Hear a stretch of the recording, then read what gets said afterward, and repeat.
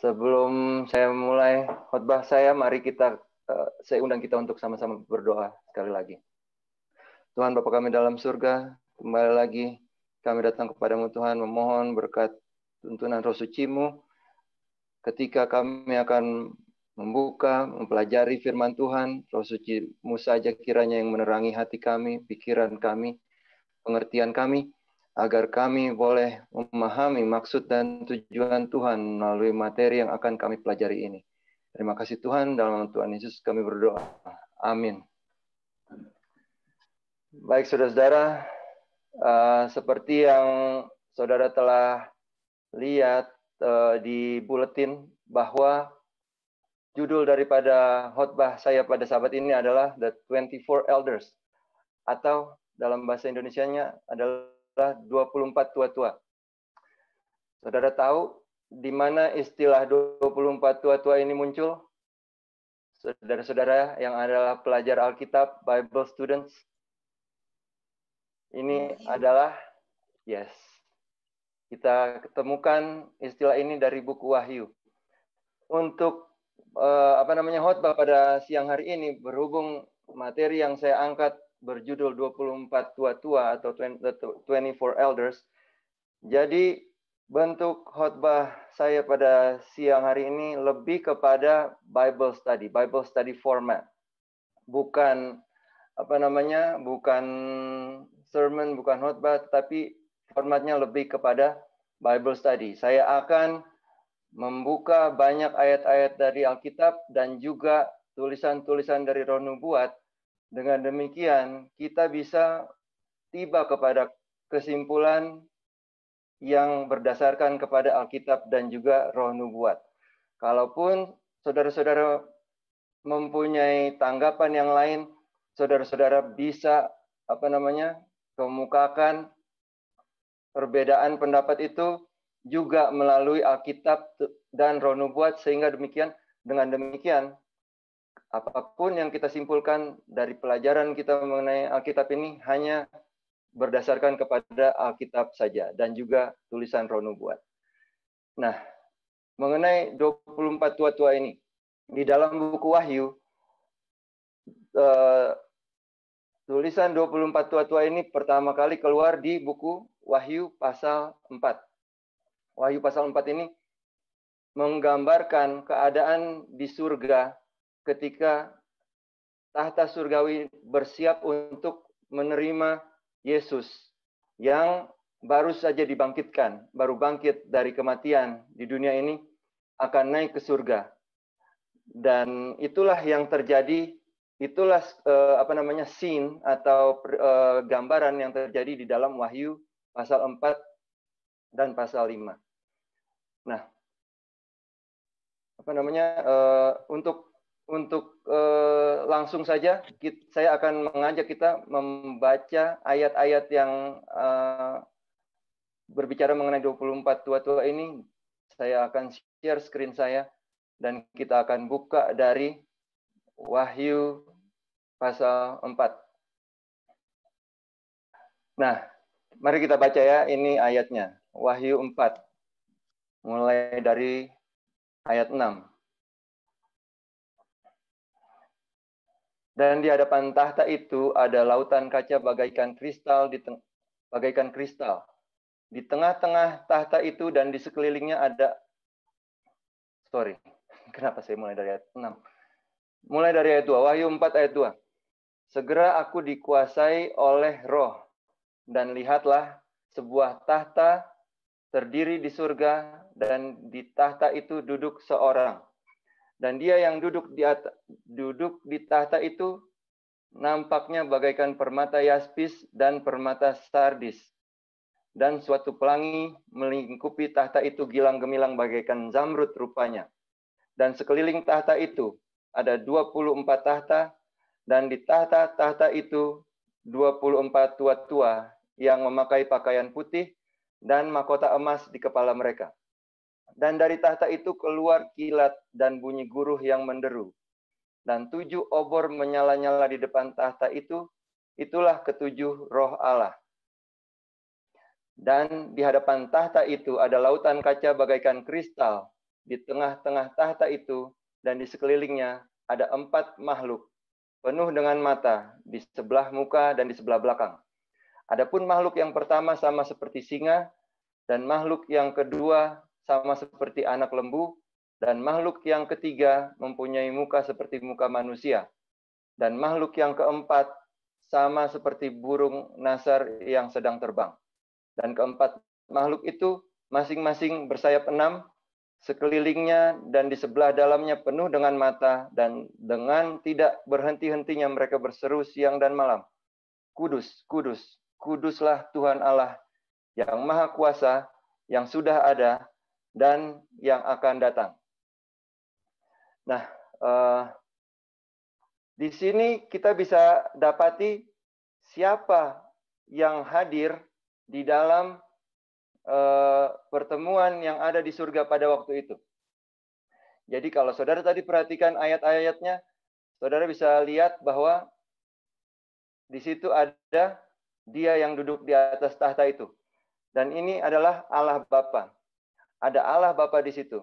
Dan kenapa saya garis bawahi kata pelangi di sini? Oleh karena saya ingin jelaskan di sini bahwa scene ini atau gambaran yang terjadi di dalam Wahyu pasal 4 ini adalah menceritakan tahta surgawi ketika mereka ini masih berada di bilik yang suci, bukan bilik yang maha suci. Ini kita ketahui dari kata pelangi oleh karena ini adalah ketika Yesus masih berperan sebagai imam besar bagi kita. Dan pada waktu itu Yesus akan baru saja tiba dari misi di dunia ini. Nanti kita akan pelajari bersama di dalam ayat-ayat selanjutnya. Jadi intinya yang saya ingin katakan bahwa ini menggambarkan scene di surga pada waktu pasal ini masih berada di dalam bilik yang suci, belum berpindah kepada bilik yang maha suci. Dan kemudian tadi kita ketahui bahwa ada Allah Bapa di situ, dan ayat 4 kita dapati ada 24 tua-tua di situ. Oke. 24 tua-tua yang mengenakan mahkota.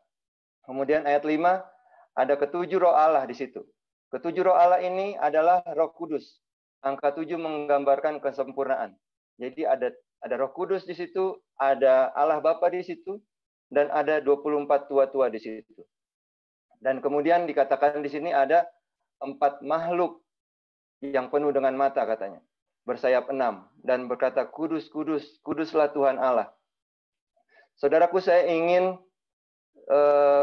berikan ayat untuk menunjukkan bahwa yang dimaksud dengan keempat makhluk di sini adalah berbicara mengenai kerubim dan serafim.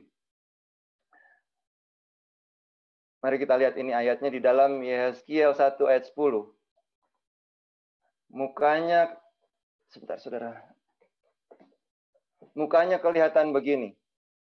Keempatnya mempunyai muka manusia di depan, muka singa di sebelah kanan, muka lembu di sebelah kiri, dan muka Raja Wali di belakang.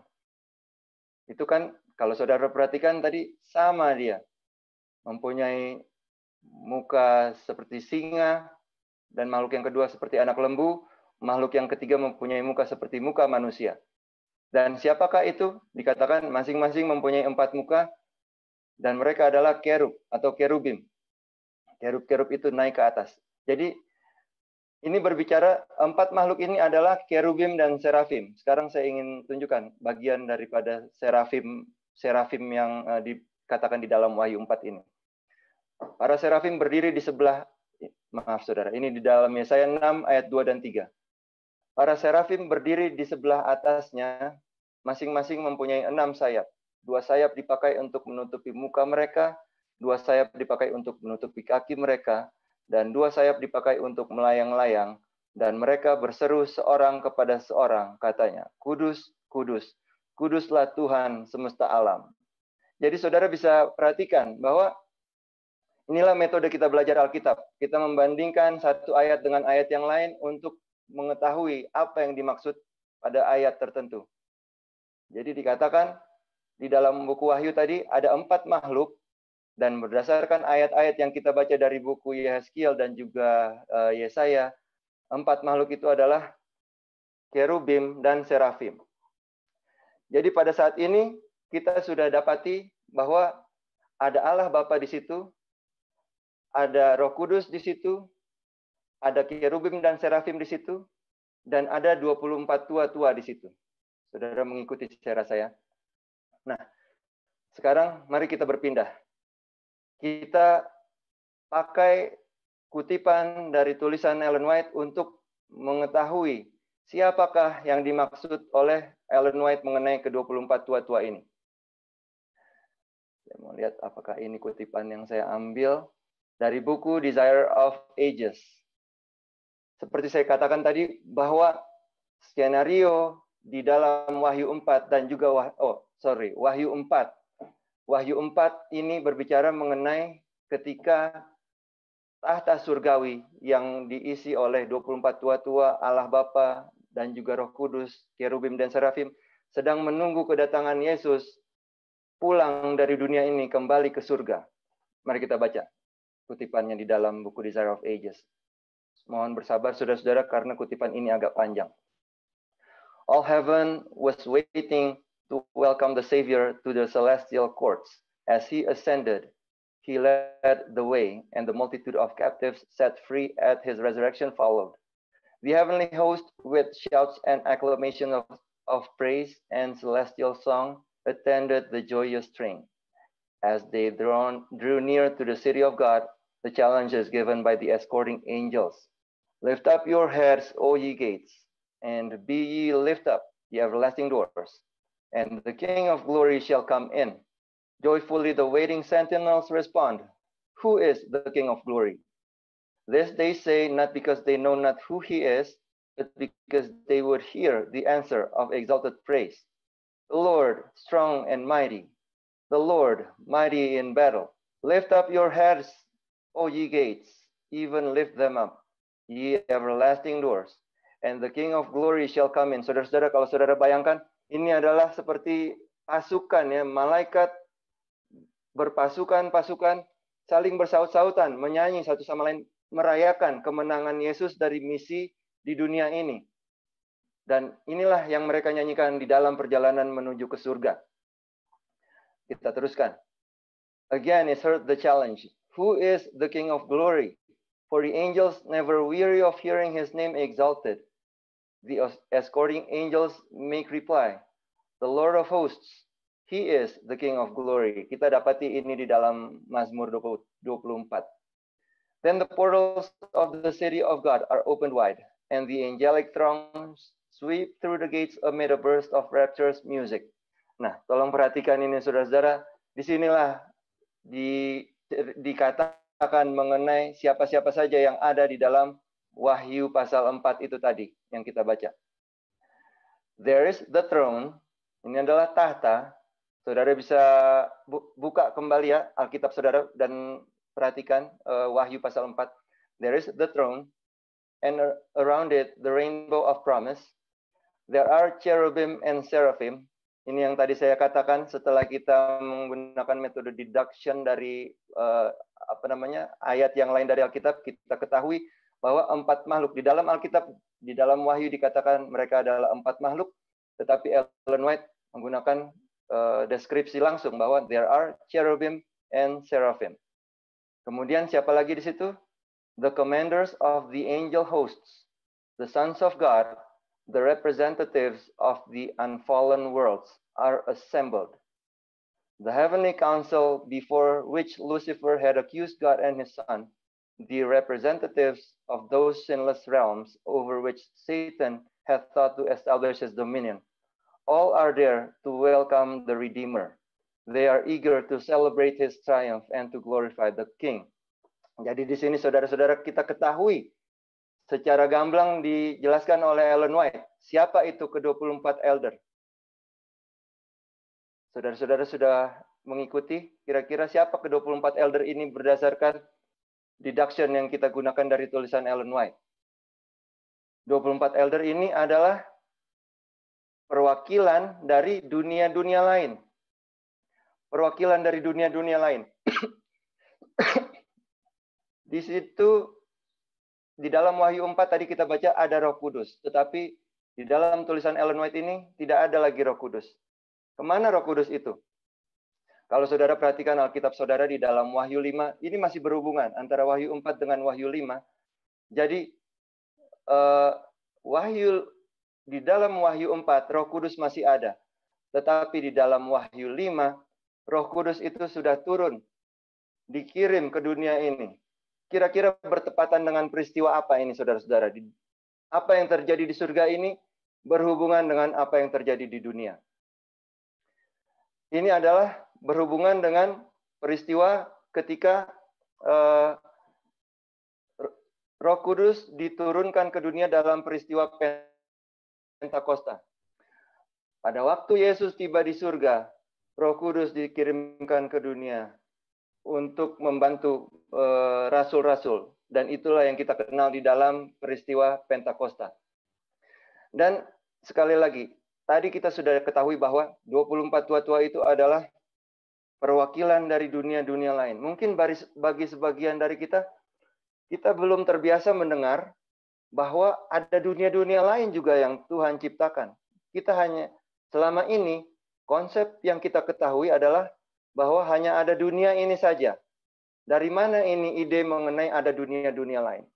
Saudara-saudara, ini adalah Alkitabiah. Dan ini juga dijelaskan oleh Ellen White tadi di dalam tulisannya. Saya akan perlihatkan kembali tulisan yang lain dari tulisan Roh Nubuat mengenai dunia yang lain ini. Di dalam buku Adventist Home, dikatakan, "The Lord has given me a view of other worlds." Jadi Ellen White pada suatu waktu dibawa untuk diperlihatkan mengenai dunia-dunia yang lain. Dan dikatakan oleh Ellen White bahwa the inhabitants of the place were all sizes, katanya.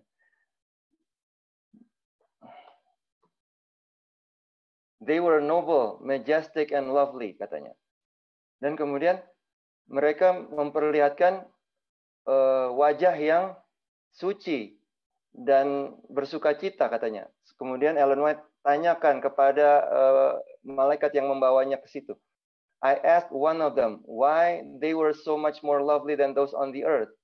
Dan dikatakan kepada Ellen White, because we have lived in strict obedience to the commandments of God. Nah, jadi ini hanya untuk menegaskan bahwa betul ada dunia yang lain yang diciptakan. Dan itulah penghuni dari dunia lain itulah yang merupakan yang di dalam council di surga itu, di dalam Wahyu 4 dan Wahyu 5 itu sedang berkumpul di situ bersama dengan Allah Bapa, bersama dengan kerubim dan serafim. Mereka lah yang merupakan ke-24 tua-tua. Saudara mungkin sampai dengan di sini saudara berpikir ya, buat apa sih kita emang perlunya tahu mengenai siapa ke-24 tua-tua ini? Emang apa gunanya buat kita? Saudara mohon bersabar, kita akan teruskan pelajaran kita dan kita akan mendapatkan informasi-informasi yang menurut saya ini akan berguna buat pengetahuan kita secara rohani dan akan mengangkat iman kita ketika kita mengetahui ke-24 tua-tua ini dan hubungannya dengan peran kita sebagai umat manusia.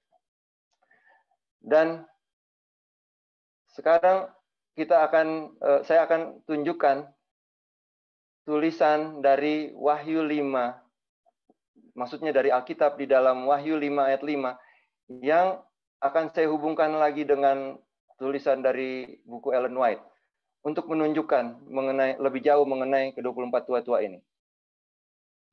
Wahyu 5 ayat 5, lalu berkatalah seorang dari tua-tua itu kepadaku, jangan engkau menangis, sesungguhnya singa dari suku Yehuda, yaitu tunas Daud telah menang, sehingga ia dapat membuka gulungan kitab itu dan membuka ketujuh meterainya. Di dalam bahasa Inggrisnya, sengaja saya taruh bahasa Inggrisnya di sini supaya saudara-saudara bisa melihat hubungannya dengan apa yang akan saya bacakan kepada saudara setelah ini. And one of the elders said unto me, weep not, behold, the Lion of the tribe of Judah, the root of David, hath prevailed to open the book and to loose the 7 seals thereof. Jadi inilah yang ditulis di dalam Wahyu 5 ayat 5, bahwa salah satu dari 24 tua-tua itu berkata kepada Yohanes. Mari kita lihat tulisan Ellen White yang mengomentari mengenai Wahyu 5 ini. The vision as presented to John made its impression upon his mind. The destiny of every nation was contained in that book. John was distressed at the utter inability of any human being or angelic intelligence to read the words or even to look thereon. His soul was wrought up to such a point of agony and suspense that one of the strong angels had compassion on him, and laying his hand on him assuringly said, "Weep not. Behold, the Lion of the tribe of Judah, the root of David, had prevailed to open the book." Ini adalah berbicara mengenai Wahyu 5 ayat 5, di mana di dalam Wahyu 5 ayat 5 dikatakan seorang dari tua-tua itu, dan Ellen White mengomentari ayat yang sama berkata bahwa seorang dari tua-tua itu adalah one of the strong angels. Jadi saudara-saudara, di sini saya ingin katakan bahwa menurut Roh Nubuat dan juga menurut Alkitab, strong angels itu adalah yang dimaksud sebagai ke-24 tua-tua di sini. Dan ini juga adalah istilah lain daripada perwakilan dari dunia-dunia yang lain. Jadi perwakilan dunia yang lain adalah juga sama dengan tua-tua, 24 tua-tua yang terdapat di dalam Wahyu 4 dan 5, adalah sama juga dengan strong angels. Dan saudara-saudara, di dalam Alkitab dan juga di dalam Roh Nubuat, anak-anak Allah adalah juga disebut sebagai malaikat atau angels. Saya ingin mengajak kita melihat dari buku Ayub. Buku Ayub, kita mulai baca dari pasal 1. Ayub 1 ayat 6 dan 7. Pada suatu hari, datanglah anak-anak Allah menghadap Tuhan, dan di antara mereka datanglah juga iblis. Maka bertanyalah Tuhan kepada iblis, "Dari mana engkau?" Lalu jawab iblis kepada Tuhan, "Dari perjalanan mengelilingi dan menjelajah bumi." Sekarang saya ingin tunjukkan kepada saudara tulisan dari Roh Nubuat yang mengomentari Ayub pasal 1 ini. The scriptures, ini dari buku Great Controversy. The scriptures declare that upon one occasion, when the angels of God came to present themselves before the Lord, Satan came also among them, not to bow before the eternal King, but to further his own malicious designs against the righteous. Jadi, saudara-saudara, tadi kita baca di dalam buku Ayub bahwa ada anak-anak Allah menghadap Tuhan, dan Ellen White mengomentari ayat tersebut menyebutkan anak-anak Allah itu adalah angels. Jadi di sini saya ingin membuktikan bahwa Alkitab dan Roh Nubuat interchangeably kalau di dalam bahasa Inggrisnya, jadi secara bergantian menggunakan istilah malaikat dan anak-anak Allah. Itu adalah sama menurut Alkitab dan menurut Roh Nubuat. Oke, saudara-saudara lihat tadi kan buktinya. Kita teruskan. Kita baca lagi di dalam ayat Ayub yang kedua. Pada suatu hari datanglah anak-anak Allah menghadap Tuhan, dan di antara mereka datang juga iblis untuk menghadap Tuhan. Maka bertanyalah Tuhan kepada iblis, "Dari mana engkau?" Lalu jawab iblis kepada Tuhan, "Dari perjalanan mengelilingi dan menjelajah bumi." Nah, saudara-saudara, ini adalah meeting. Ini adalah council yang bertempat di surga. Di dalam peristiwa ini, saya ingin katakan kepada saudara-saudara bahwa kita bisa melihat di sini bahwa Allah menjalankan roda pemerintahan dengan secara demokratis. Sistem pemerintahan Allah itu mengenal adanya perwakilan ataupun representatives, di mana perwakilan dari dunia-dunia berkumpul untuk mengadakan sumbangsaran, mereka saling berdiskusi, dan kemudian membuat keputusan mengenai administrasi dan operasi dari semesta alam ini. Jadi Allah ketika membuat keputusan, Allah akan mengumpulkan perwakilan-perwakilan dari dunia-dunia. Allah bukanlah Allah yang diktator. Mari kita perhatikan tulisan ini dari buku Patriarchs and Prophets untuk membuktikan poin yang baru saja saya katakan ini.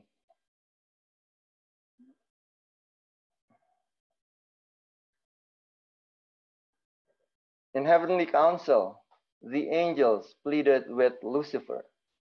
Jadi ada heavenly council, saudara-saudara. In heavenly council di sini katakan. Ada mahkamah surga. The Son of God presented before him the greatness, the goodness, and the justice of the Creator and the sacred unchanging nature of His law. Jadi Tuhan tidak semena-mena, Tuhan tidak diktator, dan Tuhan tidak hanya one-sided. Tuhan membujuk di sini katanya. He presented before him the greatness. Dan ada mahkamah di sana, in heavenly council katanya. Jadi segala sesuatu itu diputuskan di heavenly council. Lebih lanjut, kita baca lagi di dalam tulisan Roh Nubuat berikutnya, buku Story of Redemption.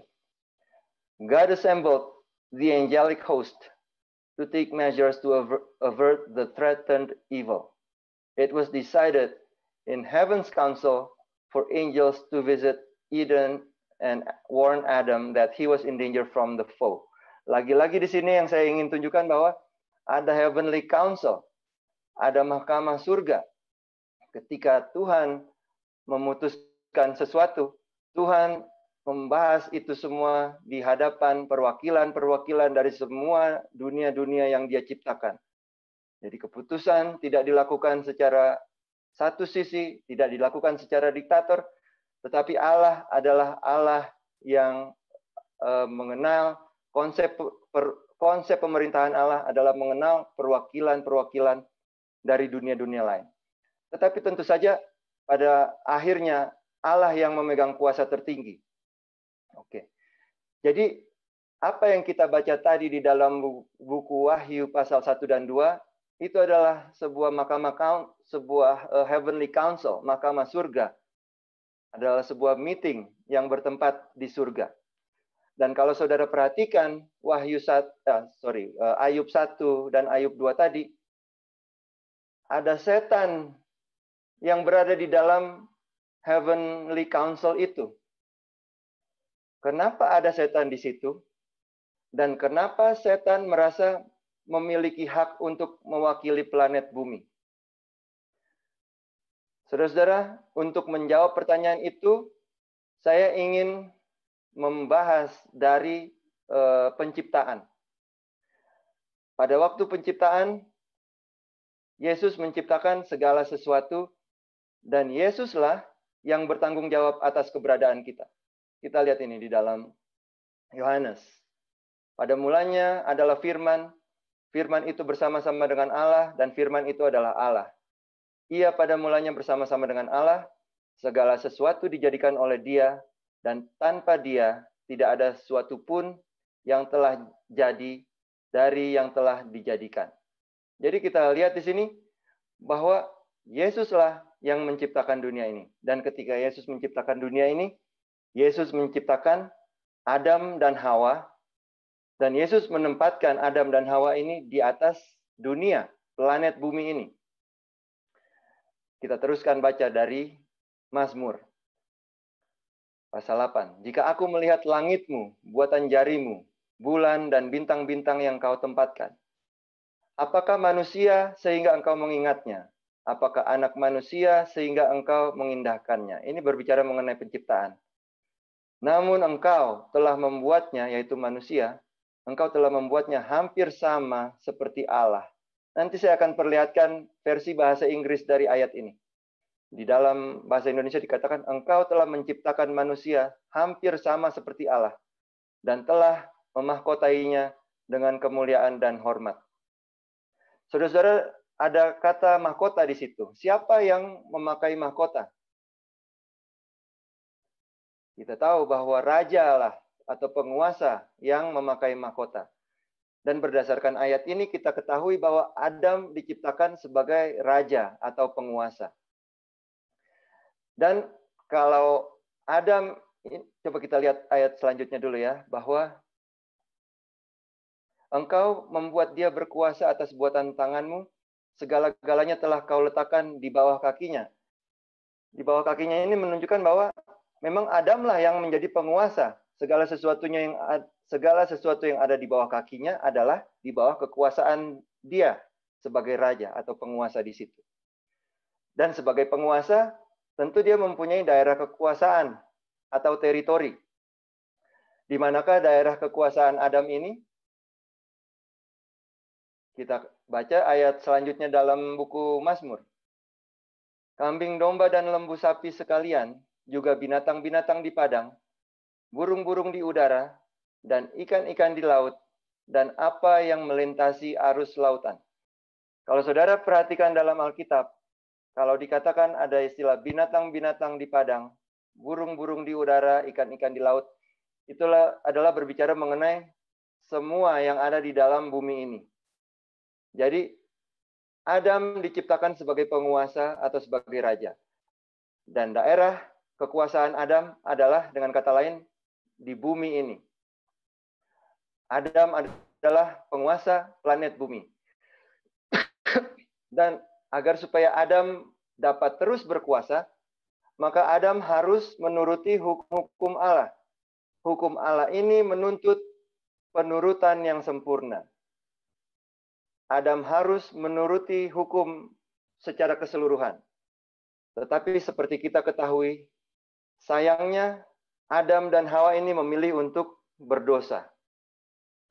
Dan ketika mereka berdosa, ada individu lain yang mengambil alih posisi mereka sebagai penguasa, sebagai raja. Dan mengambil alih daerah kekuasaan yang sebelumnya dimiliki oleh Adam. Coba kita baca di dalam buku Lukas 4.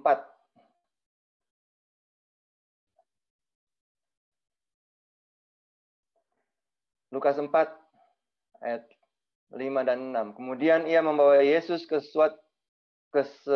suatu tempat yang tinggi, dan dalam sekejap mata ia memperlihatkan kepadanya semua kerajaan dunia. Setan menunjukkan kerajaan dunia di sini ya. Ayat 6. Kata iblis kepadanya, segala kuasa itu serta kemuliaannya akan kuberikan kepadamu. Apa maksudnya di sini? Kenapa setan katakan bahwa segala kuasa serta kemuliaannya akan kuberikan kepadamu? Di sini kita lihat bahwa setan mengklaim bahwa dialah yang sekarang menjadi penguasa di dunia ini. Nah, jadi Adam yang diciptakan sebagai raja, daerah kekuasaannya adalah planet bumi. Dan di dalam Lukas 4 ini, setan katakan bahwa setanlah yang berkuasa atas kerajaan dunia. Lukas 4 ayat 6 ini katakan, sebab semuanya itu telah diserahkan kepadaku, dan aku memberikannya kepada siapa saja yang kukehendaki. Pertanyaan saya adalah, siapa yang memberikan posisi sebagai penguasa dan juga daerah kekuasaannya ke tangan musuh ini atau ke tangan setan ini? Siapa yang memberikan? Yang memberikan kekuasaan sebagai raja dan juga penguasa dan teritori dari planet bumi ini kepada setan adalah Adam, saudara-saudara. Ketika Adam berdosa, Adam menjual dirinya kepada setan. Dan setanlah yang kemudian mengambil alih kuasa sebagai raja atas planet dunia ini, dan teritori planet dunia ini berada di bawah kekuasaan setan. Dan Alkitab katakan bahwa semua yang lahir atau semua yang turun dari Adam, semua keturunan Adam adalah orang berdosa. Tidak ada seorang pun di planet bumi ini yang dapat memberikan penurutan yang sempurna sebagaimana yang dituntut oleh hukum Allah. Kita lihat ayat di dalam Roma 5 ayat 12. Sebab itu, sama seperti dosa telah masuk ke dalam dunia oleh satu orang, yaitu oleh Adam. Dan oleh dosa itu juga maut. Demikianlah maut itu telah menjalar kepada semua orang. karena semua orang telah berbuat dosa. Dan kemudian Roma 3 ayat 23, karena semua orang telah berbuat dosa dan telah kehilangan kemuliaan Allah. Itu artinya semua kita sebagai umat manusia, sebagai individu, kita telah kehilangan kekuasaan kita atas planet dunia ini. Kita tidak lagi menjadi penguasa atas planet dunia ini. Sekarang pertanyaannya adalah begini. Bagaimanakah atau bisakah manusia mengembalikan tahta dan kekuasaan yang telah hilang ini, yang pada awalnya diberikan kepada Adam? Apakah bisa kepada manusia dikembalikan kekuasaan sebagai penguasa atas planet dunia ini? Jawabannya adalah, saudara-saudara, bisa. Dan jawaban ini ada di dalam hukum penebusan atau the law of redemption yang terdapat di dalam perjanjian lama.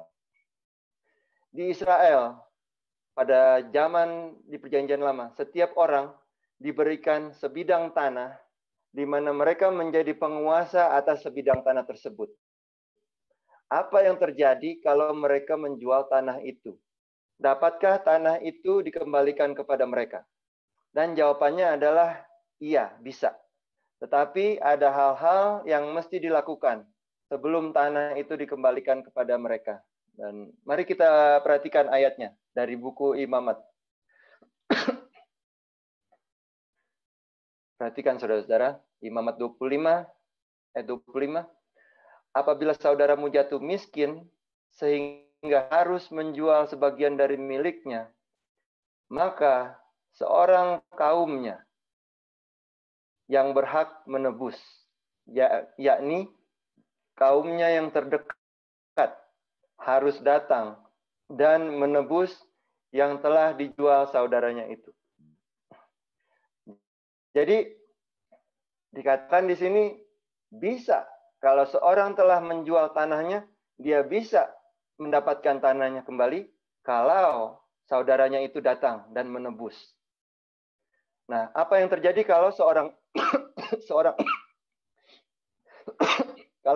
individu menjual dirinya kepada perbudakan? Kalau seorang individu memperhamba dirinya, dapatkah individu itu ditebus dan dikembalikan kepada posisinya yang semula? Dan lagi-lagi jawabannya adalah iya, dapat, bisa.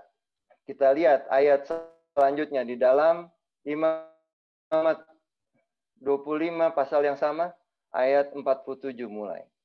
Apabila seorang asing atau seorang pendatang di antaramu telah menjadi mampu, sedangkan saudaramu yang tinggal padanya jatuh miskin, sehingga menyerahkan dirinya kepada orang asing atau pendatang yang di antaramu itu, atau kepada seorang yang berasal dari kaum orang asing, maka sesudah ia menyerahkan dirinya, ia berhak ditebus, yakni seorang dari antara saudara-saudaranya boleh menebus dia, atau saudara ayahnya, atau anak laki-laki saudara ayahnya, atau seorang kerabatnya yang terdekat dari kaumnya, atau kalau ia telah mampu, ia sendiri berhak menebus dirinya. Nah, saudara, saya nggak tahu apa saudara sudah mulai bosan karena saya sudah berbicara terlalu panjang, tetapi di sini sangat menarik kita perhatikan, oleh karena ternyata kalau seorang menjual dirinya, cara di mana orang itu bisa mendapatkan kembali kekuasaannya adalah kalau seorang saudara atau kerabat terdekat dari orang itu membeli kebebasannya, membeli kembali tanah atau daerah kekuasaan yang ialah jual. Tetapi saudara-saudara, ada masalah di sini dengan penebusan atau posisi yang telah dijual oleh Adam. Masalahnya adalah tidak ada saudara ataupun kerabat terdekat dari Adam yang bisa menebus posisi yang telah Adam jual. Oleh karena kita semua manusia telah menjual diri kita kepada dosa. Nggak ada seorang pun dari keluarga umat manusia yang dapat mengembalikan posisi dan teritori yang telah dijual oleh Adam. Oleh karena semua kita telah menjual kepemilikan kita. Dan kita semua telah jatuh ke dalam dosa.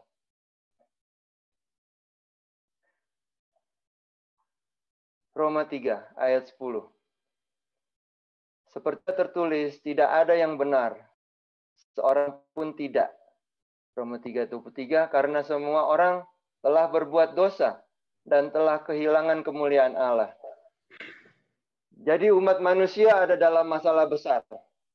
Oleh karena tidak ada seorang pun dari keluarga manusia yang mampu menebus apa yang telah hilang. Tidak ada kerabat terdekat yang bisa membayar harga yang diperlukan untuk membeli kekuasaan yang telah dijual. Dan oleh karena inilah Yesus datang ke dunia. Kita baca di dalam Yohanes 1 ayat 14. Firman itu telah menjadi manusia dan diam di antara kita, dan kita telah melihat kemuliaannya, yaitu kemuliaan yang diberikan kepadanya sebagai anak tunggal Bapa, penuh kasih karunia dan kebenaran. Pertanyaan saudara-saudara, apakah Yesus sebelum dia menjelma menjadi manusia, apakah Yesus kerabat terdekat kita? Apakah Yesus merupakan anggota keluarga manusia sebelum inkarnasi? Jawabannya adalah bukan. Yesus merupakan anggota keluarga ilahi bersama-sama dengan Allah Bapa dan Roh Kudus. Dan sebagai anggota keluarga ilahi, apakah Yesus bisa menggunakan hukum penebusan sebagaimana yang kita baca tadi di dalam Imamat 25? Apakah Yesus bisa menggunakan hukum penebusan atau the law of redemption ketika Yesus bukan bagian dari keluarga manusia dan bukan merupakan kerabat terdekat kita? Jawabannya adalah tidak. Sehingga apa yang diperlukan sehingga Yesus bisa memenuhi tuntutan hukum penebusan? Yaitu Yesus harus menjadi saudara kita. Yesus harus menjadi kerabat terdekat kita. Itulah ayat yang kita baca tadi. Bahwa firman telah menjadi manusia dan diam di antara kita. Yesus menjadi kerabat terdekat kita. Menjadi saudara kita. Coba kita perhatikan tulisan dari Ron Nubuat ini di dalam letter 22, terbitan tahun 1900. All that God and Christ could do has been done to save sinners. Transgression placed the whole world in jeopardy, under the death sentence. But in heaven there was heard a voice saying, I have found a ransom. Jesus Christ, who knew no sin, was made sin for fallen man. God so loved the world that he gave his only begotten Son, that whosoever believeth in him should not perish, but have everlasting life. Dengan misteri yang kita tidak akan pernah bisa mengerti, Yesus menjelma sebagai manusia. Yesus menjadi saudara terdekat kita. Oleh karena itu, Yesus sanggup untuk membayar harga yang diperlukan untuk membeli posisi dan kekuasaan kita yang telah hilang. Yesus menjadi bagian dari keluarga, yaitu dari dua keluarga, yaitu keluarga ilahi dan keluarga manusia. Masih mengikuti sampai di situ, saudara? Ya. Go ahead. Sekarang kita akan transisi, sekarang kita akan berpindah. Tadi kita ketahui bahwa dunia-dunia lain yang Tuhan ciptakan itu diwakili oleh strong angels, oleh malaikat-malaikat. Sedangkan dunia kita ini diwakili oleh Adam, seorang manusia. Pertanyaannya adalah, kenapa dunia-dunia lain diwakili oleh malaikat-malaikat, bahkan dibilang strong angels, tetapi dunia ini, planet bumi ini, hanya diwakili oleh Adam yang adalah seorang manusia dan bukan malaikat? Jawabannya adalah rencana Tuhan bagi umat manusia, bagi planet bumi ini adalah berbeda dengan rencana Tuhan dari dunia-dunia lain yang Tuhan ciptakan di alam semesta ini. Nah, kalau saya katakan begini, pasti saudara pikir, ini si Alwin ngomong apa ini? Dari mana di teorinya dia dapat? Saya mau tunjukin dari tulisan Ron Nubuat dalam buku Sons and Daughters, halaman 7 paragraf 2. All heaven took a deep and joyful interest in the creation of the world and of men. Human beings were a new and distinct order. Kalau dikatakan new and distinct, itu artinya berbeda dari yang sudah ada. Human beings were a new and distinct order. They were made in the image of God, and it was the Creator's design that they should populate the earth. They were to live in close communion with heaven, receiving power from the source of all power. Upheld by God, they were to live sinless life. Dari apa yang kita baru saja baca, apa kira-kira tujuan Tuhan agar manusia memenuhi bumi? Tuhan suruh kepada manusia untuk penuhilah bumi ini. Beranak cuculah engkau, katanya. Apa tujuan Tuhan di dalam penciptaan bumi ini? Dan apakah kira-kira dunia lain diciptakan tanpa kemampuan untuk berkembang biak? Apakah kira-kira Allah memberikan kemampuan untuk beranak cucu khusus kepada planet bumi ini dengan juga tujuan yang khusus? Di dalam pasal 8 buku Mazmur yang tadi kita sudah baca, dikatakan, di dalam bahasa Indonesianya begini dikatakan, namun engkau telah membuatnya hampir sama seperti Allah, yaitu membuat manusia hampir sama seperti Allah, dan telah memahkotainya dengan kemuliaan dan hormat. Nah, ini saya taruh bahasa Inggrisnya. For you have made him a little lower than the angels. Yaitu manusia. Manusia diciptakan a little lower than the angels. And you have crowned him with glory and honor. Jadi, dikatakan bahwa manusia diciptakan sedikit lebih rendah dari malaikat. Dan setelah manusia melewati ujian kesetiaan terhadap Allah, maka Allah akan menggunakan manusia untuk mengisi kekosongan di surga yang diakibatkan oleh kejatuhan setan dan juga malaikat-malaikatnya. Saudara-saudara, lagi-lagi mungkin saudara-saudara minta bukti ya, ini Alwin teori dari mana? Apa buktinya? Kalau saya katakan bahwa manusia diciptakan untuk mengisi kekosongan di surga yang diakibatkan oleh setan dan malaikat-malaikatnya. Saya mau buktikan kepada saudara-saudara ini. Kita baca di dalam tulisan Ron Nubuat.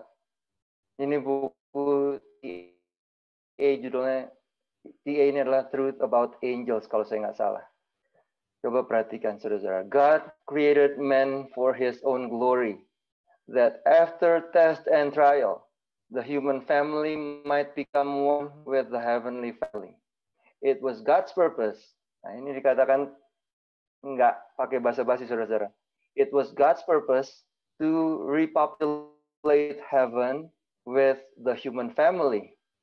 Ada buktinya bahwa menurut Ellen White di dalam Truth About Angels dikatakan tujuan daripada penciptaan planet bumi ini dan manusia ini adalah bahwa untuk mengisi kekosongan surga dengan umat-umat manusia ini setelah melewati test and trial, katanya. Setelah melewati test and trial. Coba kita lihat lagi tulisan selanjutnya. Apakah setan tahu bahwa Tuhan menciptakan manusia itu untuk mengisi kekosongan yang diakibatkan oleh setan? Coba kita baca ini di dalam Patriarchs and Kings, para nabi dan prophets and kings, para nabi dan raja. Satan has an accurate knowledge of the sins that he has tempted God's people to commit, and he urges his accusations against them, declaring that by their sins they have forfeited divine protection, and claiming that he has the right to destroy them. He pronounces them just as deserving as himself of exclusion from the favor of God. Kemudian ini yang setan katakan. Are these, he says, menurut setan. Setan tanya kepada Tuhan, apakah ini orang-orang ini? Are these the people who are to take my place in heaven and the place of the angels who united with me? Setan mempertanyakan, apakah ini orang-orang yang akan menggantikan posisi saya dan malaikat-malaikat saya di surga?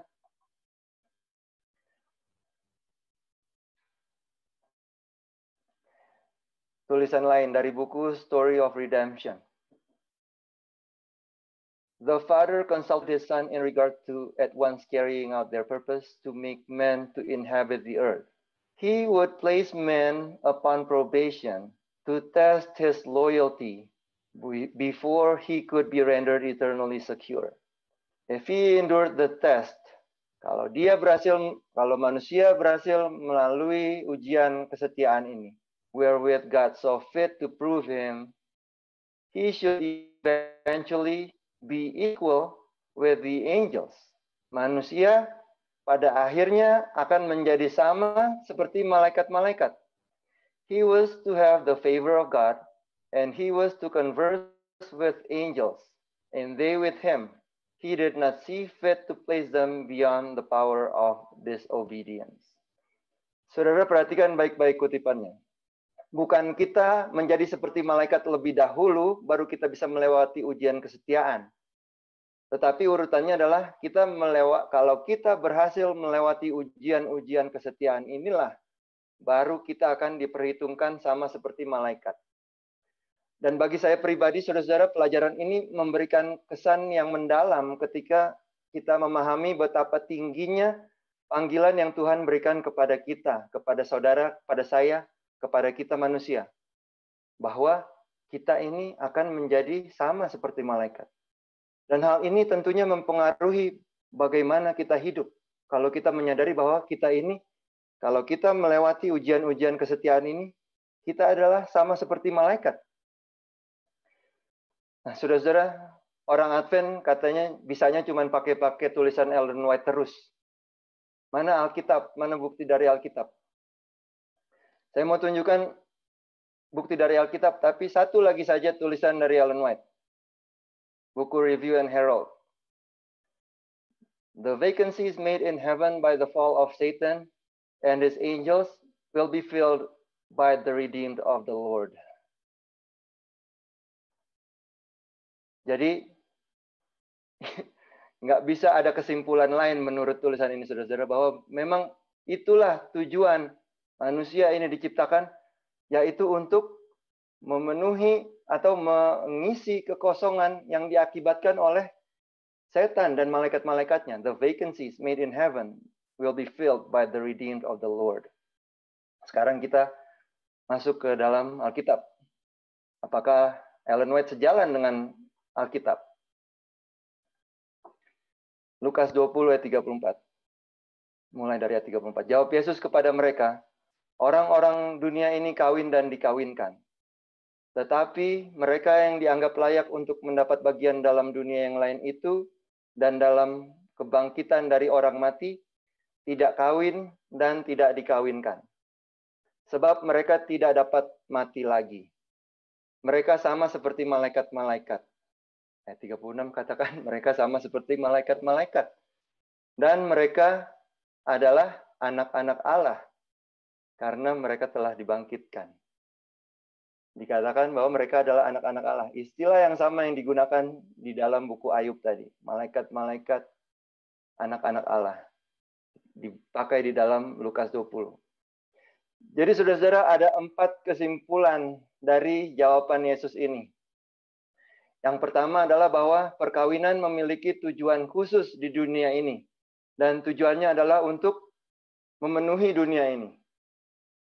Yang kedua, kesimpulan yang kita bisa tarik dari jawaban Yesus di dalam buku Lukas 20 tadi adalah bahwa tidak ada lagi perkawinan di dunia yang akan datang. Kenapa? Oleh karena tujuan dari perkawinan telah terpenuhi. Yang ketiga, di dunia yang akan datang, umat tebusan akan hidup sama seperti malaikat. Dan kesimpulan yang keempat dari jawaban Yesus tadi adalah bahwa umat tebusan akan disebut sebagai anak-anak Allah. Adalah nama yang sama yang diberikan di buku Ayub. Dan izinkan saya untuk membagikan sebuah tulisan lagi untuk menjawab. Setelah kita mempelajari bahwa Posisi yang telah hilang oleh karena pemberontakan Adam itu, oleh karena telah dijualnya kepemilikan atas planet bumi ini. Bisakah posisi dan teritori yang telah hilang ini kembali kepada Adam? Saya ingin tunjukkan lagi bukti dari tulisan Roh Nubuat bahwa bisa, posisi ini bisa dikembalikan kepada Adam. Saya akan bacakan tulisan ini yang agak panjang dia. Begini dikatakan, with unutterable joy, with unutterable love, Jesus welcomes his faithful ones to the joy of their Lord. The Savior's joy is in seeing, in the kingdom of glory, the souls that have been saved by his agony and humiliation. And the redeemed will be sharers in his joy as they behold among the blessed those who have been won to Christ through their prayers, their labors, and their loving sacrifice. As they gather about the great white throne, gladness unspeakable will fill their hearts when they behold those whom they have won for Christ, and see that one has gained others, and these still others, all brought into heaven, and all brought into the haven of rest, there to lay their crowns at Jesus' feet and praise him through the endless cycles of eternity. As the ransomed ones are welcomed to the city of God, ketika umat tebusan tiba di kota Allah, Yerusalem yang baru, there rings out upon the air an exultant cry of adoration. The two Adams are about to meet, yaitu Adam dan Adam yang kedua yaitu Yesus. The two Adams are about to meet. The Son of God is standing with outstretched arms to receive the Father of our race, the being whom he created, who sinned against his Maker, and for whose sins the marks of the crucifixion are borne upon the Savior's form. As Adam discerns the prints of the cruel nails, he does not fall upon the bosom of his Lord, but in humiliation casts himself at his feet, crying, "Worthy, worthy is the Lamb that was slain." Tenderly the Savior lifts him up and bids him look once more upon the Eden home from which he has so long been exiled. After his expulsion from Eden, Adam's life on earth was filled with sorrow. Every dying leaf, every victim of sacrifice, every blight upon the fair face of nature, every stain upon man's purity was a fresh reminder of his sin. Terrible was the agony of remorse as he beheld iniquity abounding, and in answer to his warnings, met the reproaches cast upon himself as the cause of sin. With patient humility, he bore for nearly 1,000 years the penalty of transgression. Faithfully did he repent of his sin and trust in the merits of the promised Savior, and he died in the hope of resurrection. The Son of God redeemed man's failure and fall, and now through the work of the atonement, Adam is reinstated in his first dominion. Saudara-saudara, inilah makna tertinggi dari penebusan itu. Penebusan yang dilakukan oleh Yesus untuk menebus umat manusia dari dosa, dari kejatuhan, dan mengembalikan umat manusia kepada posisinya yang semula. Sebagai kesimpulan dari studi kita pada Sabat ini, saya ingin bacakan satu kutipan yang saya rasa tadi terskip di sini. Dari buku Maranatha atau Heaven, juga ditulis di dalam buku ini. There are men today who express their belief that there will be marriages and births in the new earth. But those who believe the scriptures cannot accept such doctrines. The doctrine that children will be born in the new earth is not a part of the sure word of prophecy. Bukan doktrin Alkitab, katanya. The words of Christ are too plain to be misunderstood. They should forever settle the question of marriages and births in the new earth. Neither those who shall be raised from the dead, nor those who shall be translated without seeing death, will marry, or be given in marriage.